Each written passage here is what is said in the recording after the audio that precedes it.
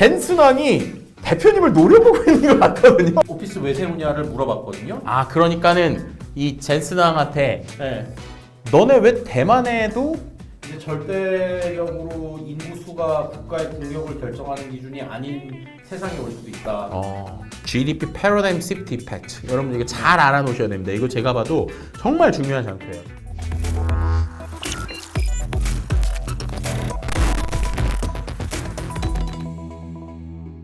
우리 이태호 대표님 모셨습니다. 안녕하세요. 아, 예, 안녕하세요. 네, 우리 또 이태호 대표님 처음 뵙는 분들도 있을 테니까 잠깐 소개 부탁드리겠습니다. 네, 안녕하세요. 네이버 프리미엄 콘텐츠 내에서 테크랑 IT 쪽 카테고리로 구독자분들이 제일 많은 매체를 운영하는 이태호라고 합니다. 대한민국과 일본 그리고 네. 글로벌 시장 간의 네. 크로스미디어 채널을 운영하고 있습니다. 그렇죠. 이렇게만 얘기 드리면 또 이제 제가 볼 때는 우리 대표님의 그 여러 가지 역량들을 덜 보여주는 것 같아서 제가 몇 개 좀 준비를 했는데, 짜잔, 피쿨 네이버 프리미엄 콘텐츠 테크 분야 구독자 수 1등. 네이버 프리미엄 콘텐츠 아시는 분들은 다 아시는 콘텐츠인데, 이게 네이버에서 실제로 유료로 여러분들이 그 뭐 예를 들면 투자 정보나 아니면 뭐 해외에 있는 여러 가지 정보들을 돈을 내고 보는 그 섹션이 있어요. 근데 거기에서 이 피쿨이 지금 테크 분야 구독자 수가 1등입니다. 여러분들 실제로 궁금하신 분들은 네이버에다가 그죠? 피쿨 이렇게 치면 나옵니다. 여러분들이 실제로 이 해외 글로벌 소식을 정말 뎁스 있게, 특히나 우리나라 일반적인 언론에서 다루지 않는 내용들을 직접 발로 뛰는 취재를 보고 싶으신 분들은 이 네이버 프리미엄 컨텐츠 피쿨을 구독하시면 됩니다. 구독을 하시면 정말로 투자 정보나 여러 가지 거 다 얻으실 수 있고요. 그래서 오늘 이 대표님과 함께 실은 여기에 나와 있는 많이 본 콘텐츠에 나오는 엔비디아 CEO 젠슨왕의 2025년 대만 컴퓨텍스 기조연설에 대한 얘기를 하려고 해요. 이 이야기를 좀 하려고 했던 이유가 보시는 것처럼 피쿨 우리 그저 이태호 대표님께서 직접 취재를 가셨어요. 그리고 저 지금 화면에 참 재밌는 표정이 나오는데, 젠슨왕이 저 사진을 보니까 대표님을 노려보고 있는 것 같거든요. 약간 이게 각도가 이러고 있는 거 보니까 왠지 이 사진을 찍은 사람하고 지금 눈싸움을 하는 것 같은데, 이거 대표님 찍으신 사진이잖아요. 그죠? 네, 맞습니다. 왜 이런 표정을 줬어요? 이 젠슨왕이? 그래서 이제 한국 사람 중에 대한민국 국적의 언론사 중엔 저희만 운 좋게 질문 기회를 받았고요. 젠슨왕이 직접 질문하셨군요. 네, 했습니다. 했고, 네. 근데 저희 질문은 보통 대한민국에서는 삼성전자나 하이닉스가 관심이 많으니까 그 질문을 하는데, 저는 마지막 질문이었기 때문에 좀 의미 있는 질문을 하고 싶었어요. 왜냐하면 이게 컴텍스라는 행사에서 엔비디아는 하나의 참여 사업자 중 하나고, 그냥 어떻게 보면 생태계의 일부인데, 젠슨왕이 거의 중심이었고 엔비디아가 중심이었거든요. 네. 근데 이거를 관통하는 거는 타이완 관시라는 거와 함께 지정학적인 얘기가 안 나올 수가 없는 얘기를 했어요. 왜냐면은 타이완 자체에 타이완 자체에 엔비디아 직원 수도 많지만 이번에 그러니까 마치 스티브 잡스의 One More Thing처럼 마지막에 우리 타이완에다가 그 타이페이 북쪽에 매우 큰 오피스를 세울 거야, 컨스텔레이션이라고. 그걸 세울 거야라는 걸 발표를 했는데, 발표를 왜 했냐, 그 오피스 왜 세우냐를 물어봤거든요. 그러니까는 이 젠슨왕한테 너네 왜 대만에도 아니요, 오피스는 있는데 왜 오피스를 큰 걸 세우냐, 엄청 큰 걸 세우느냐? 상징적이지 않냐 하니까 그냥 we need chairs. 그러니까 뭐냐면 우리 의자가 필요해요. 그래서 보면 연합뉴스인가 머니투데이인가에서 썼던 게 의자가 필요하다는 얘기, 그거 제 질문에서 나온 거거든요. 근데 사실 제가 의자 장사도 아니고 의자 얘기 들으려고 저 질문한 게 아니었거든요. 그쵸. 근데 기자회견을 끝내려고 그러더라고요, 젠슨이. 그래서 5초 동안 노려봤고 그분도 노려볼 때 사진을 저기 찍힌 거예요. 아하. 네. 그러니까 결국에는 약간의 그 뉘앙스나 맥락을 해석을 하면은 결국엔 지금 이 젠슨왕이 비즈니스맨이면서도 여러 가지 정치적인 계산을 해야 되는 상황이잖아요. 당연히 해야 되죠. 근데 그런 상황에서 어쨌든 지금 미국하고 중국에 계속 줄다리기를 하면서 뭔가 이쪽에도 팔려고 그러고 이쪽에도 팔려고 하는 상황에 또 대만에 와서는 나는 대만 사람이고 대만을 사랑하고 대만에 엄청 큰 오피스를 지을 거야 막 이렇게 얘기를 하니까 거기에 대해서 이제 대표님께서 대만에 이렇게 지으려고 하는 거 좀 이유가 있는 거 아니에요? 이랬더니 그냥 저런 뚱한 표정을 보면서 왜 그걸 그렇게 해석하려고 그래? 그냥 질문을 끊었어요. 스톱 두 번 얘기를 하면서. 오. 그래서 그 얘기를 하고 끝내려고 그랬고 사실 일찍 끝나면은 네. 다른 뭐 기자분들이나 애널리스트 분들이 셀카를 찍으실 수 있었는데 네. 제가 5초를 저렇게 쳐다보면서 이 자리를 빌어서 혹시 이걸 지켜보시는 한국 언론인분들, 네. 한국어를 들으시는 해외 언론인분들이 네. 계시다면 네. 죄송하다는 사과의 말씀을 올리겠습니다. 그래서 네. 그걸 물어봤죠. 제가 그래서 양안 관계가 그만큼 안정적이니까 세운 거 아니냐. 그리고 두 번째로 그러면 미국 트럼프 행정부에다 여기다 오피스를 이렇게 열어놓고 안정적이니까 중국하고 싸우지 말고 너 시장 열어달라며 시장 열라는 얘기 아니냐 라고 질문을 했더니 매우 교과서적인 답변을 하고 끝냈습니다.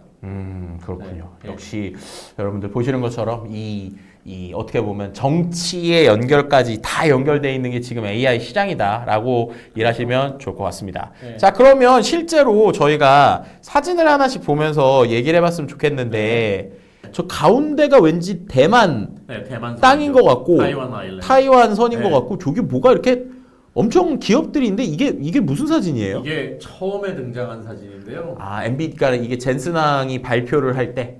그렇죠. 네. 뭐냐면은 제가 젠슨왕의 타이완에서의 발표를 이번에 세 번째 본 건데요. 아, 세 번 22년도부터 봤군요. 봤으니까요. 마지막에 제가 만약 대만 시민이라면 매우 감동할 것 같은 영상을 올립니다. 근데 이걸 처음에 했어요. 그러니까 보시면은 네. 여기 기가바이트도 살짝 보이시고요. 그리고 여기 아수스 보이네, 아수스. 아수스도 예, 알고 있는 있고요. 에이서. 예, 알고 있는 회사들 많이 나오네. 그러니까 아까 350개의 파트너가 있다고 말씀드렸잖아요. 네. 그러니까 이렇게 많은 파트너들이 같이 일하고 있는 거고, 그러니까 단순 생산이 아니라 그 패키징이라고 하는 단계까지도 그 대만에서 담당하고 있어요. 그러니까 어떤 질문이, 그러니까 기자회견 얘기를 또 안 할 수가 없는데, 미국 기자가 그 뭘 질문했냐면, 저는 그 안 그래도 물어보셨는데, 저는 아무래도 그게 블룸버그 기자 같다는 생각이 들어요. 되게 유명한 기자가 하나 있었거든요. 자기 소속도 안 밝히고 질문했으니까. 네. 근데 그분이 왜 패키징을 뉴멕시코에 있는 인텔이나 삼성에서 하지 않고 TSMC의 코어스 기술을 쓰냐라고 물어봤단 말이에요. 그랬더니 이게 너무 좋아서, 품질이 좋아서. 그러니까 그만큼 350개의 에코시스템이 같이 통합이 돼 있으니까 저거 자체가 그냥 경쟁력인 거고 어떻게 보면 저렇게 전 세계에서 반도체 없으면 아무것도 못 하잖아요. 그러다 보니까 저 350개의 회사들이 한꺼번에 있음으로써 대만의 안보도 같이 강화가 되고 그렇게 되는 거죠. 저게 무너지면 중국도 안전하지가 않거든요. 아, 그러니까는 네. 결국에는 기술로서 안보를 나라를 지키는 겁니다. 지킨다. 네. 나라를 지킨다. 네. 그러니까는 중국이 네. 만약에 저 대만을 어떻게 공격하려고 하더라도 지금 저 대만에 있는 수많은 기업들이 무너지면 그냥 전 세계 AI 생태계가 한 방에 무너지니까 AI뿐만 아니라 반도체가 들어가는 모든 부분은 무너지게 될 것입니다. 그러니까 자연스럽게 그게 미국이나 그런 곳들이 중국이 대만을 노리는 걸 막아주는 일종의 현상이 되겠네요. 가장 강력한 네. 자국 방어의 도구가 된다고 저는 저장표는 그래서 매번 등장합니다. 근데 저게 마지막 작년에는 마지막에 등장했고요. 네. 22년도에는 중반에 등장했어요. 그러니까 이게 근데 이날 첫 장표가 저거였습니다. 아, 이건 네. 확실히 현장에 가신 분들만 맥락을 아는 거네요. 그러니까 결국에 그만큼 우리가 하나의 기술의 힘으로써 우리나라를 지킨다. 대만 관점에서는 이렇게 볼 수 있겠네요. 네, 그러니까 우리나라가 체제 경쟁을 북한이랑 하던 게 1960년대, 70년대까지인데 우리가 차관을 되게 많이 들여와서 지금은 이제 바뀐 뭐 아파트 같은 것도 많이 뭐 AID 아파트 같은 것도 있었죠. 지금은 네. 재개발돼서 되게 멋진 그 한강변 반포 이쪽 아파트가 됐지만 근데 그때 차관을 들여와서 한강다리를 짓고 이런 게 미국이나 서구 진영 입장에선 거기다가 한국에다 돈을 빌려줘서 다리를 줬으니까 회수를 해야 될 거 아닙니까? 네. 그게 우리나라 안보를 강화하게 한 거거든요. 오. 저는 같은 맥락이라고 생각해요. 야, 여러분 이게 저는 생각지도 못했던 관점인데, 야, 이게 이 기술로서 안보가 되는군요. 기술로서. 안보가 되죠. 그러니까 저는 그렇게 생각해요. 그러니까 어떠한 뭐 F-15 전투기나 F-22 전투기보다도 이렇게 에코시스템이 강력하면 아무도 못 들어올 수밖에 없다. 그리고 이 행사가 열리는 게 난강 소프트웨어 파크라고 그 그러니까 타이페이의 제일 그 끝자락에 있는 신도시 같은 곳인데요. 네. 거기 보면 사람들이 다 AMD나 뭐 엔비디아나 이런 그 목줄을 메고 다닙니다. 대만의 엘리트들이겠죠. 그 엘리트들이 이렇게 있고 그 사람들이 어떻게 보면 어떠한 뭐 군인들보다도 더 강한 건 거예요. 이들이 그 에코시스템에서 뭔가를 담당하는 게 있으니까. 그래서 저는 그래서 저장표를 늘 가면 사진을 찍는 게 이번에 그래도 깨끗하게 찍었네요. 그러니까 저 장표. 네. 저는 이게 되게 갖는 의미가 크다고 생각해요. 왜냐하면 앞서서 우리가 일본 얘기도 좀 했는데 요즘에 일본에서 이 마사요시 손이 소프트뱅크를 중심으로 해서 일어나라 일본 막 이렇게 계속 얘기하면서 기업인들이 어떻게 보면은 단순히 내 비즈니스를 하는 걸 넘어서서 국가의 어떤 아이덴티티나 국가에서의 우리가 힘을 내야 된다라는 거 얘기를 하고 있는 게 일본이고 네, 맞습니다. 대만도 지금 어떻게 보면 말씀하신 것처럼 결국에는 엔비디아 같은 회사에 있는 이제 엔비디아가 전 세계를 호령을 함으로써 엔비디아를 보유하고 있는 것으로는 엄청 자랑을 느끼고 있는 거잖아요. 네.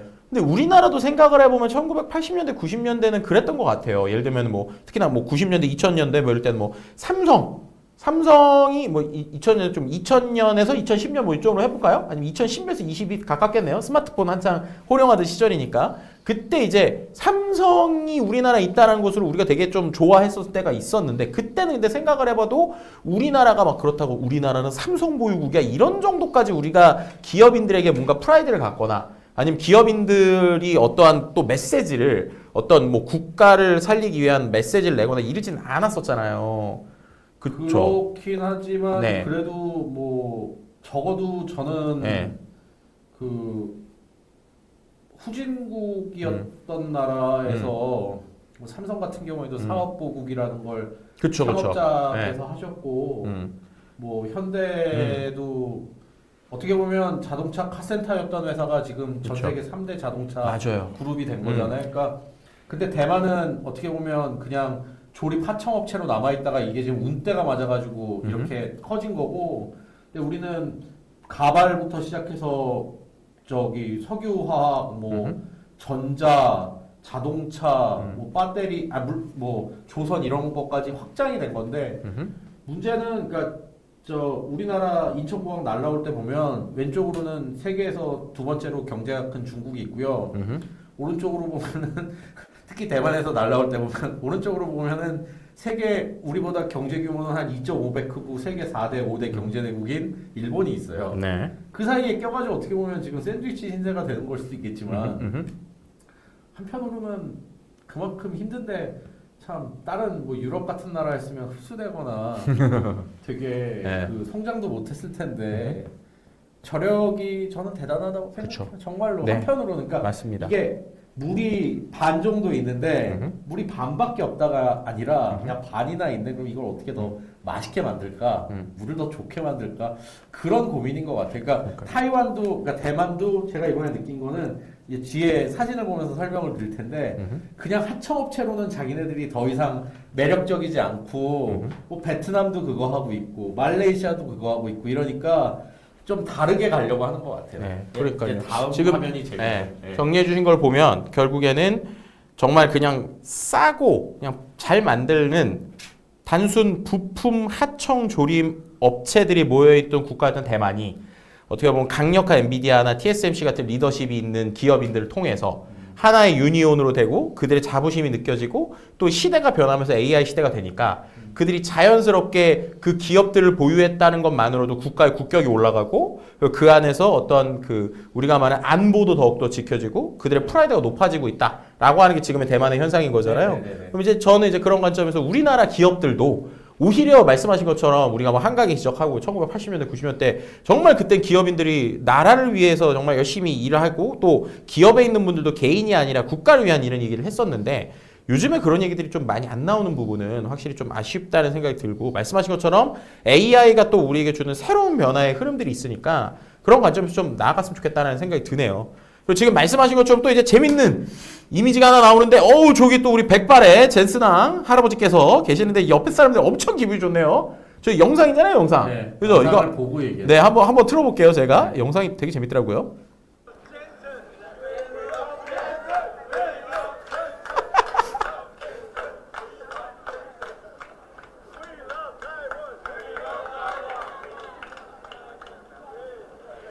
야.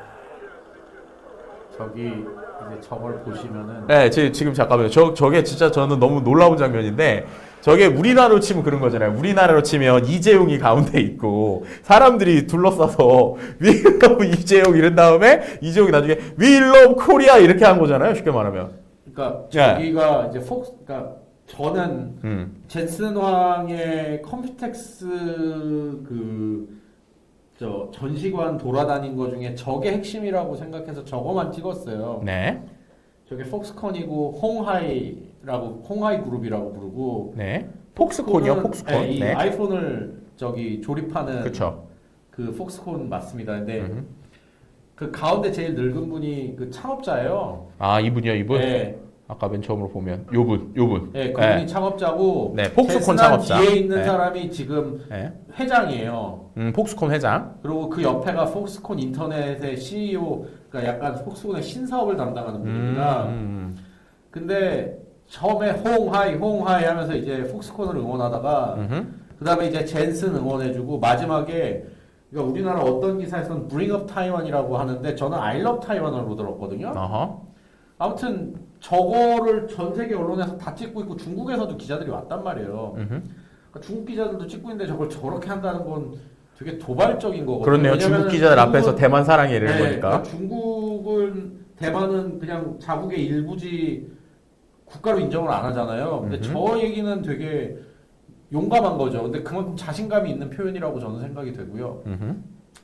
아무튼 저걸 통해서 저만큼 저들이 그러니까 저게 이제 대표적인 대만 관시, 타이완 관시의 대표적인 모습이다. 니들끼리 다 해먹어라. 그러니까 우리나라 그 기사들 중에 보면은 네. 뭐 중국 대만판이었다 뭐 그 얘기인데 저걸 아마 보고 얘기하는 거였을 겁니다. 네. 그러니까 이게 단순히 관시가 중국에만 있는 게 아니라 대만에도 관시가 엄청나게 있나 아니, 보군요. 뭐 어차피 그 아시다시피 대만의 공식 국명은 리퍼블릭 오브 차이나거든요. 중화민국. 네. 중화민족이잖아요. 그러니까 그렇죠. 다르겠습니까? 체제만 좀 다른 거겠죠. 오, 네. 그러니까요. 그래서 그런지 제가 그때 봤었던 이미 중에서도 네. 되게 재밌었었던 게 있었는데, 뭐 예를 들면은 이제 대만에 있는 분들이 많이 모여서 뭔가 있는 이런 사람들도 있었고, 그래서 재밌는 이미지들과 내용이 있는 네. 것 같습니다. 이 쿠다 X 그리고 여기 있는 이 전반적인 엔비디아에 대한 이야기잖아요. 그러니까 텔코의 가장 큰 문제는 텔코는 선만 깔아 선장사랬지 그 위에다가 뭐 서비스를 얹는 걸 다 실패했어요. 결국 그거를 아시다시피 구글이나 네이버나 카카오 같은 회사들이 하면서 통신사가 생각해 보시면 제가 대학교 다닐 때 20년 전이나 지금이나 오히려 통신 요금이 떨어졌습니다. 세금과 가격이 200원 하는데 지금 거의 한 3, 4배 올랐는데요. 그죠? 그렇죠. 그러니까 텔코는 주가가 오를 수가 없죠. 구조적으로. 통신사들이. 네, 근데 AI 인프라를 해야 된다면서요, 늘. 반도체 회사가 반도체만 팔면은 망한다는 걸 젠슨왕은 아는 거예요. 왜냐면은 반도체 값은 나중에 떨어질 거고, AMD나 뭐 지금 이미 화웨이는 중국에서 너무 잘하고 있지만, 인텔이나 아니면 모르는 어떤 스타트업이 그런 걸 만들어내겠죠. 그러니까 거기다가 쿠다 라이브러리라고 해가지고 각 용도에 맞게 라이브러리를 계속 붙입니다. 이번에 되게 주목할 건 제가 왜 통신 얘기를 했냐면 6G, 그러니까 지금 이거는 5G잖아요. 그쵸. 다음 세대 6G가 되면은 기지국에도 AI 개념이 들어가게 되는데 그 기지국 시장 자체도 엄청 커요. 네. 그거를 자기네들이 먹겠다라는 의도로 이번에 그걸 강조했어요. 그래서 이 쿠다 라이브러리에서는 그걸 보시면 되고요. 시간 되면 다음으로 넘어갈게요. 네. 예. 자 이제 저게 그 유명한 그레이스 블랙웰이고 여기서 이제 대만 반시가 또 드러나는데 저 서버가 마치 이렇게 자동문 닫히듯이 쫙 오는 가운데 찍힌 건데 보시면 네. 페가트론 그렇죠. 그리고 여기 GCT 페가트론 QCT 저 퀀타 네. 또 옆에가 윈스트롬 이것도 네. 대만 회사고요. 그 대만. 네 그리고 기가바이트 아수스. 아수스 저것도 아마 대만 거예요. 네. 그러니까 그냥 대만 애들 다 해먹으라. 그렇죠. 이건 대만 반시의 상징적인 장면이라 넣었고요. 다음으로 넘어가요. 참고로 이게 이렇게 하나에 거의 100억 넘지 않아요? 제가 그건 숫자를 제가 기억에 뭐냐면 이게 GPU가 여러분들 아시는 그 H100 이렇게 막 다 모여 있는 건데 이 데이터 센터 한 층에 거의 10억이었어요. 10억. 제 기억에. 최신 버전으로. 그러면 이게 10억 하니까 이 덩어리 안에 100억 넘어가는 건데 다 대만 겁니다. 다 대만 거. 처음부터 끝까지 대만 걸로 싹 다 깔았어요. 네, 그리고 저게 왜 중요하냐면 네. NV링크 퓨전인데 저게 왜 그 중요하냐? 반도체 웨이퍼 하나에다 찍어낼 수 있는 반도체는 좀 한계가 있습니다. 그래서 엔비디아가 강한 거는 이 반도체와 반도체를 이렇게 붙여가지고 이게 그 네트워크를 통해서 이게 왔다 갔다 하는 게 거의 붙어 있는 거랑 똑같이 만들면은 물리학을 뛰어넘을 수 있는 거잖아요. 네. 그 기술이 NV링크라고 하는 기술인데 저 기술을 제3자한테도 오픈한다고 그랬어요. 오. 저게 왜 중요한 거냐면 보통 사람들이 욕심부리다 망하지 않습니까? 내가 이거 다 해먹겠다. 저걸 오픈한다는 거는 지금 시장이 예를 들어서 50인데 외부에서 들어와서 이게 500이 됐는데 여기서 내가 20%를 먹으면 100을 먹는 거잖아요. 그걸 가겠다는 걸 이번에 보여준 거예요. 저 NV링크를 어디까지 오픈한다는 게 제조사들한테 오픈한다는 거예요? 서드 파티들한테 오픈하고 브로드콤 같이 경쟁사가 될 수 있는 데한테까지 오픈할 수 있다는 경쟁사가 되는 데까지 오픈을 하겠다. 저게 되게 오. 무서운 겁니다. 왜냐하면 엔비디아 기반의 생태계를 만들겠다라는 얘기를 한 거거든요. 그러니까 저게 경쟁사가 된다는 게 결국에는 그 GPU 만드는 데의 경쟁사가 되는. GPU뿐만 아니라 CPU가 그만큼 많이 깔려 있기 때문에 그래서 그런 걸 수도 있죠. 네, 쉽게 설명을 드리면 이런 거예요, 여러분들. 그 엔비디아가 맨날 왜 이렇게 잘 되냐라고 할 때 우리가 보통 병렬로 이걸 붙인다고 하거든요. 그러니까 옛날로 치면 인간은 뇌가 하나잖아요. 뇌가 하나. 근데 이 뇌를 여러 개를 붙일 수가 있게 할 수 있는 거예요. 근데 생각을 해보시면 우리도 이 건전지랑 건전지가 딱 안 붙어 있고 이게 이렇게 멀리 떨어져 있으면 효율이 떨어질 거잖아요. 전선이 길다고 생각해 보세요. 근데 이게 이 예를 들면 뇌 하나랑 뇌 하나를 딱 붙여놨는데 이게 진짜 원래 두 개인 것처럼 완전히 연결했을 때 속도가 팍팍 나게 하는 그게 NV링크라는 기술이거든요. 그래서 이것 때문에 이 기술을 엔비디아가 되게 비싸게 사온 걸로 알고 있어요. 그래서 이 기술을 열심히 하고 또 그 다음에 이 케이블을 연결하는데 돈을 되게 많이 쓰는데 그 기술을 경쟁사들한테도 오픈할 수 있게 한다는 거예요. 그 얘기 뭐냐? 이 기술의 원본의 결국엔 엔비디아의 DNA가 있으니까 결국 궁극적으로는 우리가 기술 더 오픈해서 우리 쪽에 친한 애들 더 만들 거야. 마치 오픈소스처럼.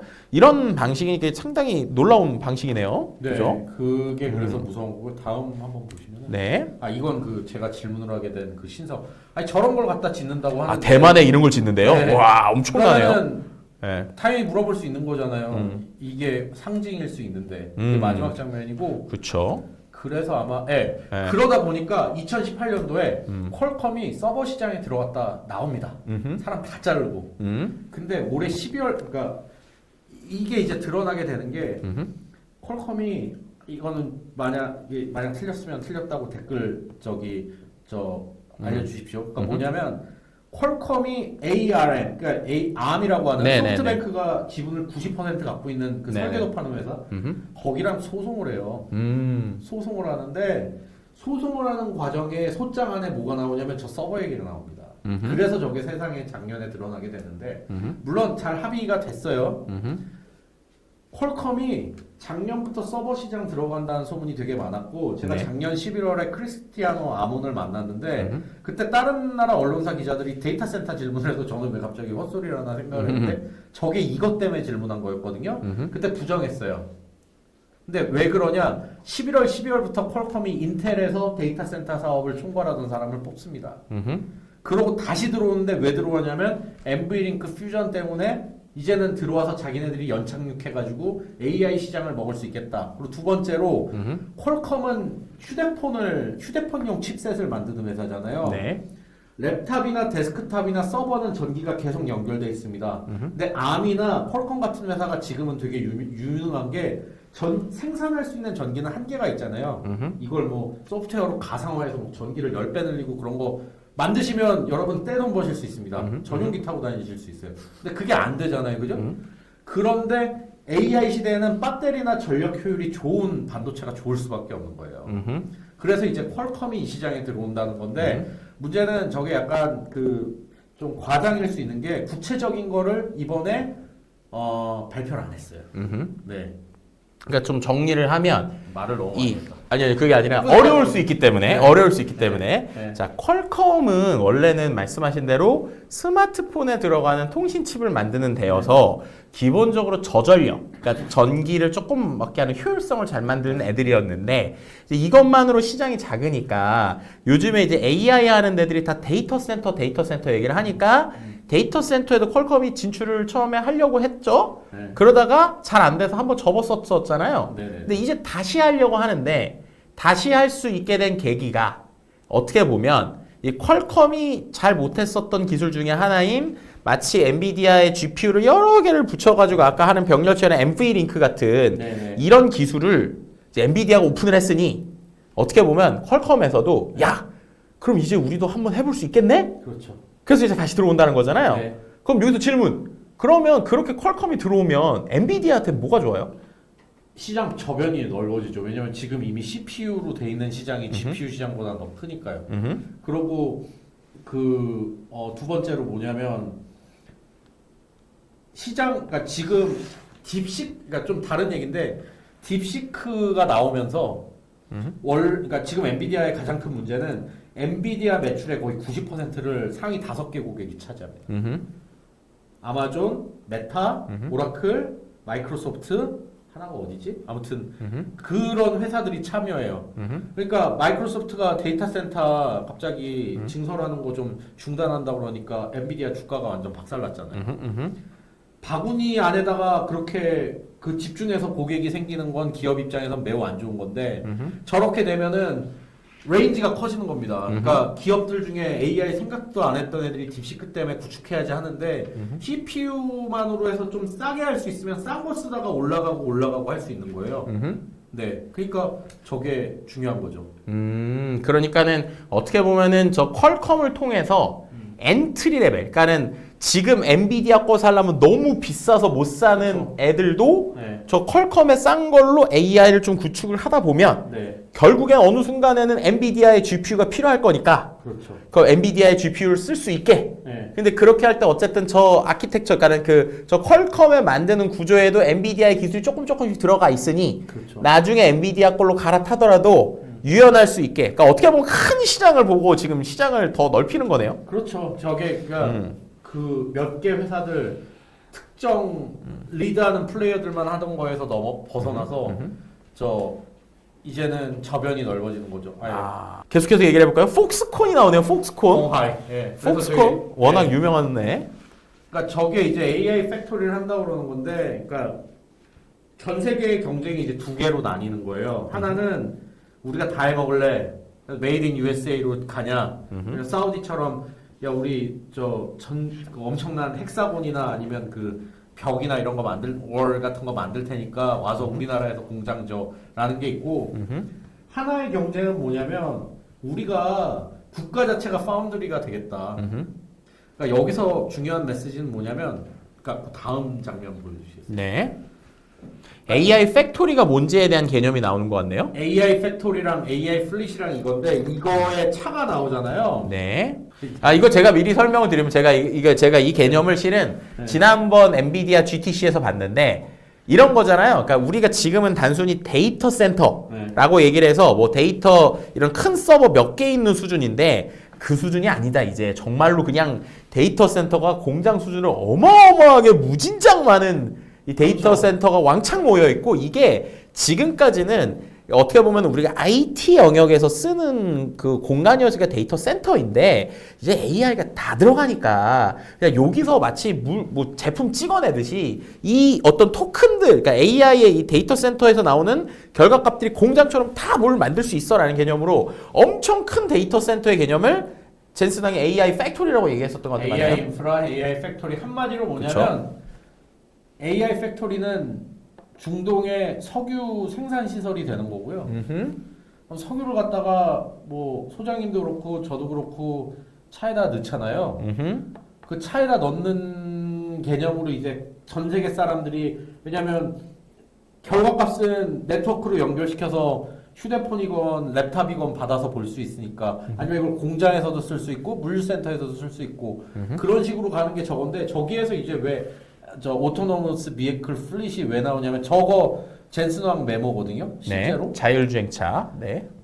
그러니까 자율주행 얘기는 많이는 안 했는데 폭스콘이 미쓰비시의 전기차를 만들어줄 예정입니다. 오.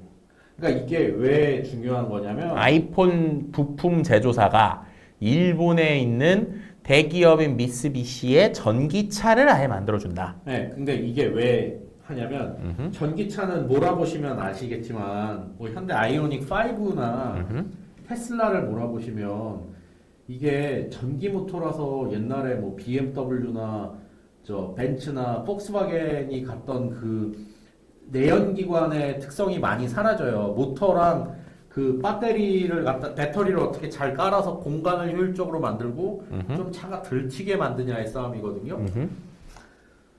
폭스콘이 그동안 사업을 해보니까 맥이건 뭐 레노버건 아수스건 PC에 들어가는 기본의 80%는 다 공통적으로 들어가더라 이겁니다. 그럼 나머지 20%만 가전제품 제조사들이 제조사들이 갖다가 만들더라는 거예요. 디자인을 놓고.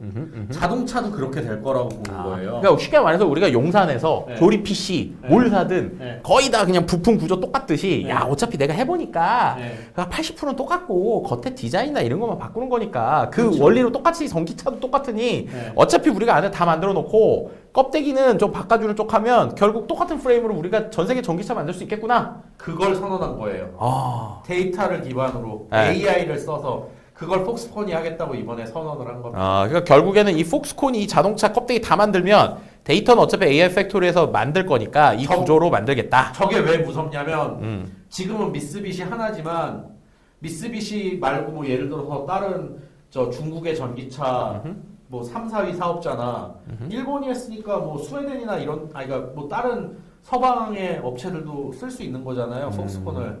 그렇게 될 경우에는 전기차 생산의 패러다임이 완전히 바뀌는 거죠.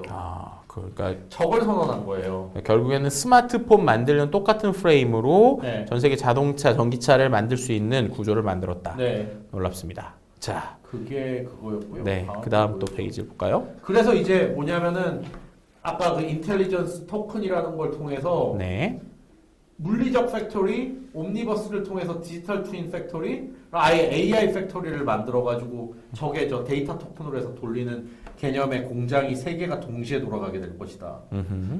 저거를 했고, 그러고 이제 저게 되게 중요한데, 대만도 대한민국처럼 그러니까 우리가 저출산 세계 1위고요.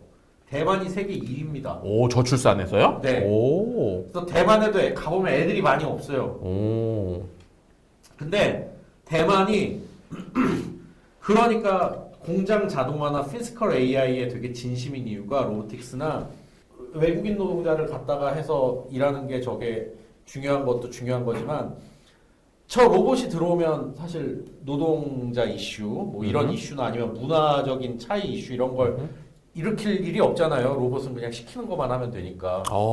저걸 통해서 어떻게 보면 지금 저임금 국가들이 선진국의 그 저런 질 낮은 노동을 흡수하는 경향이 있는데 네, 예를 든 게 그거였어요. 그러니까 미국에 있던 걸 대만이 흡수해갖고 대만에 있던 걸 중국이 흡수해갖고 왔고 지금 그게 베트남이나 말레이시아나 뭐 정치적으로 이제 안정된다면 미얀마로 갈 것이다라고 얘기했는데 그럴 필요가 없는 거예요. 마치 그 3D 프린팅이 터지면서 독일에선 옛날에 운동화 만들 생각을 못 했는데 아디다스가 3D 프린팅으로 메이드 인 저머니 아디다스를 만들거든요. 그렇죠. 리쇼링하고. 그런 거 같은 게 생긴다는 거예요. 근데 AI랑 로보틱스가 더 활성화가 되면 아웃소싱에 대한 게 줄기 때문에 GDP의 패러다임 자체가 지금 그 분업화된 거가 개발도상국이나 후진국한테 많이 갈 것이다. 그걸 얘기한 겁니다. 이게 네. 우리나라에 주는 의미가 되게 크다고 봐요. 왜 그러냐면 진짜. 우리나라는 지금 이민을 받아들일 준비가 솔직히 안 돼 있는 나라인데 저는 그래서 저거는 대한민국을 위한 장표다라고 생각해서 저걸 찍어왔거든요. 실은 제가 최근에 한재건 박사님하고 피지컬 AI 관련돼서 로봇 관련돼서 되게 오랫동안 영상을 하나 찍은 게 있어요. 토론을 하면서. 근데 그때도 똑같은 얘기를 했어요. 결국 우리나라가 왜 로봇, 특히나 피지컬 AI를 해야 되느냐. 지금 이미 조선소에 우리나라 사람이 없대요. 그래가지고 건설 현상도 그래서 심지어 제가 들어보니까 어디는 베트남에 우리로 치면 한 구에 있는 사람을 통째로 떠온다는 표현을 하더라고요. 네. 그럼 통째로 떠와가지고 여기 있는 딱 이거잖아요. 그 low GDP country에서 아웃소싱을 시키거나 아니면 이민을 해서 여기를 채우고 있는데 그걸 이 채우고 있는 게 한계가 있다는 거죠. 네. 왜냐면 이들이 상위권에 네. 직기로는 못 올라가잖아요. 네. 왜냐면 이분들이 몇 년 있다 가시는 거지 이분들이 10년, 20년 맞습니다. 일하시는 게 아니니까. 그럼 결국에는 인구는 줄고 이거는 못 채우니까 이 사람들의 고용에 대한 노동이 금액이 올라가면 우리나라가 이슈가 있을 수 있는데 여기를 생성형 AI, 로보틱스가 한다. 우리로 치면 피지컬 AI가 되면 우리나라에서도 어떻게 보면은 실제 우리나라 인구는 요쪽으로 미드하이로 올라가고 우리가 이제 뭐 예를 들면은 적극적으로 이민을 받지 않더라도 이게 가능하다라는 그림인 거잖아요. 저는 그래서 그러니까 이제 지금 인도네시아나 나이지리아가 한국의 GDP를 역전할 날이 얼마 안 남았다고 걱정하고 있었는데 이제 절대적으로 인구 수가 국가의 국력을 결정하는 기준이 아닌 세상이 올 수도 있다.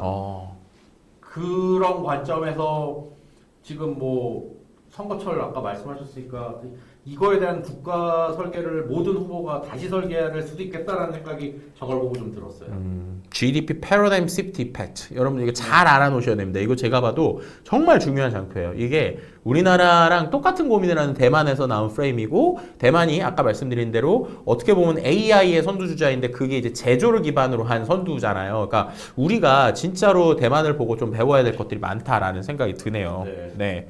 자, 그럼 다음 장표 한번 볼까요? 뭐 해서 또 네. 그 팝스타 네, 이 두 분이서 또 열심히 대화를 하고 팀 네. 타이완 만든다고 그래가지고 마치 우리나라 팀 코리아처럼 네, 근데 좀 파급력이 다르죠. 니들끼리 다 해먹어라. 아하, 그렇죠. 속으로 그 생각이 들었고 다음으로 넘어가 볼까요? 네, 네. 그래서 이제부터가 중요한데 MSI 저 보드 만드는 회사죠. 랩탑 네네네. 원래는 메인보드 만들던 회사죠. 저런 걸 설치해놔요. 보시면은 아. 스마트 팩토리 로봇파를 야, 이분이 엄청 놀라셨네. 오른쪽에서 MSI 분이 너무 잘하네. 이러면 놀라신 것 같아요. 네. 네. 저걸 갖다가 하는 걸 계속 찍어주더라고요. 근데 저기 트랙터도 있고 네. 건설 장비도 있고 CES에 온 거 아닐까? 어허. 원래는 여기가 말씀하신 대로 컴퓨터 부품이나 나오던 부품이나 만들던 회사에 예, 갑자기 로봇팔 나오니까 놀라죠. 우리로 치면 용산 전자상 가서 갑자기 로봇팔 나오고 막 이런 네. 거잖아요. 그러니까요. 네, 와. 그렇게 되고 다음 네. 페가트론도 보시면은 저렇게 네. 전시장이 큰데 저기 가운데 서버 있는 거 빼고는 안쪽으로 들어가서 보면 네. 아까처럼 그렇게 막 스마트 시티나 오. 이런 것들 그러니까요. 진짜 그냥 CES 느낌이네요. 그냥 CES였어요. 놀랍네요. 이게 원래는 네. 대만은 정말 부품만 하던 그냥 데였는데, 합성기지가 아닙니다. 예, 여러분. 하드웨어만 하던 제가 데였는데. 그리고 이거는 그 예. 우리 신난 창업자님 네. 얼마나 신나겠어요, 그냥. 아, 신났네요. 네, 네. 다음으로 넘어가. 아까도 예, 아까 행복한 네. 두 사람. 그리고 이제 그 제가 질문했던 거는 했으니까 넘어갈 텐데 결국에는 저기서 이제 장비 저거가 중요한 건 이제는 그냥 클라우드나 이런 데이터 센터 이런 것들만 하겠다는 건데 기업 차원에서 저걸 엔터프라이즈로 갖다가 그냥 니네 서버 렉에다 꽂아서도 쓸 수 있어 라는 거니까 결과적으로는 그 시장 자체 저변을 넓히겠다는 의도를 저희 이제 Q&A 받기 전에 시작한 거예요. 커피 두 잔을 연거푸 드시더니 네, 커피 두 잔을 연컵 네, 주시더니. 네, 그렇게 시작하더라고요. 다음 갈까요? 뭐 이거는 네, 아까처럼. 신난, 네. 저랑 5초 때 째려보고 5초 째려보고. 그러고 나서 이제 저게 중요한 건데 네. 클라우드는 쓰는 만큼 돈을 내니까 예를 들어서 코딩하다 졸려서 자고 나면은 그만큼 돌아가 있을 거 아니에요. 그러면 돈이 어마어마하게. 나오죠. 저거 사면 6개월 동안 BEP를 뽑는다고 합니다. 그래서 원래 저게 이제 DGX 스파크라는 건데 네. 저거를 6개 파트너사들이랑 같이 만들었는데 보면 저 HP도 있고요. 레노버, 있고요. 아수스. 있고요. 네, 네. 저런 식으로 또, 네네네. 네, 이렇게. 그런 식으로 뭐 다른 회사 것도 찍어왔는데 그림이 별로라서 안 넣으신 거죠? 네네, 요렇게 네. 지금 3개. 네, 그렇게 3개를 해서 찍어놨고 곧 출시할 예정입니다. 그러니까 이게 그 CES 때부터 얘기했던 엔비디아가 네. 이제 우리가 정말 워크스테이션급 컴퓨터 만들어서 이거를 이제 DGX 쭉쭉쭉 쌓아 올리거나 이걸 갖고 이제 뭐 예를 들면 스마트 팩토리에도 돌릴 수 있고 우리가 온 디바이스라고 네, 부르는 네. 형태로 나온다라는 거잖아요. 맥에서도 되고 리눅스에서도 됩니다. 네. 이런 것들을 갖고 이제 AI를 우리가 본격적으로 돌리는. 그러니까 온 디바이스 AI의 거의 이제 시작점이죠. 그러니까요. 생각보다 되게 사이즈도 작고 디자인도 잘 나온 것 같아요. 손바닥만 해요. 그 이제 제가 이거를 대보려니까 못하게 하는데 제게 아이폰 프로거든요. 네. 이거 2개 이렇게 붙여놓은 거만 했어요. 손바닥만 하더라고요. 그러니까요. 우리 댓글에 복마이님이 올해 AI 발전하면서 변호사, 기획자, 마케팅, 디자인 등 화이트 노동자들이 제일 위험하고 화이트 노동자 말 재밌네요. 화이트 컬러 얘기하시는 것 같고 위험한 것 같고 AI가 매우 빨리 대체하는 것 같다 이런 얘기를 하셨네요. 저도 그렇게 될 것 같다는 생각이 좀 듭니다. 그래서 근데 이제 이거를 살리는 건 결국에는 뭐 변호사 같은 경우에는 법을 개정해야 되고 그래서 법적인 보호나 이런 게 가장 그러니까 장벽이 낮은 업종을 중심으로 뭐 이미 디자인은 많이 대체가 되고 있고 그런 생각이 드네요. 그러니까요. 여러분들 그 실제로 우리가 맨날 미국 이야기만 했는데 미국 말고도 이렇게 우리를 주변을 둘러싸고 있는 아시아의 변화가 더 큰 것 같고 그리고 앞서서 우리 대표님이 그 얘기 하셨잖아요. 일을 위한 일을 없애야 기업이 산다. 근데 생성형 AI가 지금 제일 잘해주는 게 그거잖아요. 네. 일을 위한 일을 없애는 것. 근데 우리는 그걸 되게 걱정하고 있잖아요. 일을 위한 일이 없어지면서 인구가 그러니까 그 회사에 있는 사람들이 그러면 필요 없으니까 우리 일자리 잘리는 거 아니냐? 중간 관리자들이 제일 슬프죠. 네, 근데 그 관점이 아니라 앞서서 우리가 대만에 있던 장표로 보면 결국에는 우리가 장기적으로 볼 때 우리나라가 가지고 있는 이 노동력 부족 현상 그거를 지금 어떻게 보면은 다른 나라 사람들이 메꿔주고 있는 요 현상을 오히려 AI가 대체하면서 어떻게 보면은 우리가 갖고 있는 인구 절벽의 문제를 오히려 AI가 해결해 줄 수도 있다. 그래서 우리는 더 우리가 잘하는 거에 집중해야 될 필요가 있다라는 관점이 저는 오늘 되게 중요했던 것 같고요. 그리고 이런 AI가 아마 여러분도 오늘 또 보신 분들 중에 재밌게 보신 분들도 있겠지만 좀 어려워요 하시는 분들도 있을 텐데 어렵더라도 이게 지정학적 관점과 여러 가지 변화가 있구나라는 것들을 좀 알아주셨으면 좋겠습니다. 우리 조주원님께서 주위 나라의 변화에 위기의식을 가져야 할 것 같아요. 오늘 정말 이 우리 컨텐츠에 이 가장 이제 바랬던 반응이었는데 좋은 반응이 나온 것 같습니다. 오늘 대표님 어떠셨어요? 저는 우선 좋은 기회 주셔서 너무 감사드리고요. 네. 그리고 이게 한 2주 지나면은 네. 그냥 저 카발라 하는 생각밖에 안 나는데 이렇게 제가 생각했던 거를 공유할 수 있어서 너무 좋았고 2주에 이제 비바텍을 가는데 비바텍에서 또 젠슨을 보게 되고 또 젠슨을 보는군요. 네. 젠슨왕을. 저 부모님보다 더 자주 죄송합니다 아버지. 네. 아무튼